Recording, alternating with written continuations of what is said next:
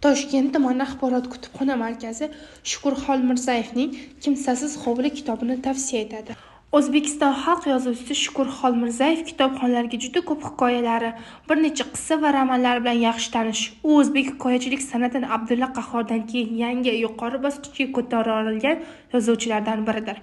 Uning asarlari milliyligi, turfa xarakterlarga boyligi, goho kutilmagan yechim bilan tugash bilan ajralib turadi. Bu holat ayniqsa uning hikoyalarida yaqqol seziladi.